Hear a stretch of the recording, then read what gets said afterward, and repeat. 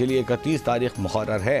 वज़ीर निजकारी की सऊदी अरब से वापसी पर बोली मुनअक़िद कराने या न कराने का फैसला होगा। बोली दहिंदा की पेशकश बुनियादी कीमत से ज़ायद हुई तो उसको PIA के 60% हिस्से दे दिए जाएंगे। अमीर जमात इस्लामी हाफिज सईमुर-रहमान का पेट्रोलियम मसनूआत की कीमतों में कमी का मुतालबा। एक बयान में कहा कि आलमी मार्केट में खाम तेल की कीमत $67 फी बैरल से भी नीचे आ गई। हुकूमत पेट्रोल की फ़ी लीटर कीमत में 30 रुपए तक कमी करे। पेट्रोलियम लेवी की मद में 60 रुपए फ़ी लीटर इजाफी टैक्स नाजायज़ है। इस टैक्स के खात्मे से मौशी सरगर्मी बढ़ेगी।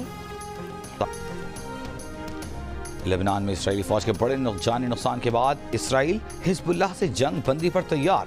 इसराइली सरकारी मीडिया ने जंग बंदी तजवीज़ का मुसव्वदा नशर कर दिया।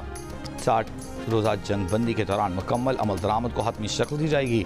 इसराइल जंग बंदी के 7 दिन के अंदर लेबनान से अपनी अफवाज वापस बुला लेगा। और जंग के इश्तराक से कराची आर्ट्स काउंसिल में आलमी सकाफती मेला जारी। 38वें रोज़ आलमी सकाफती मेले की सरगर्मियाँ जारी हैं, 2 नवंबर तक जारी रहेंगी।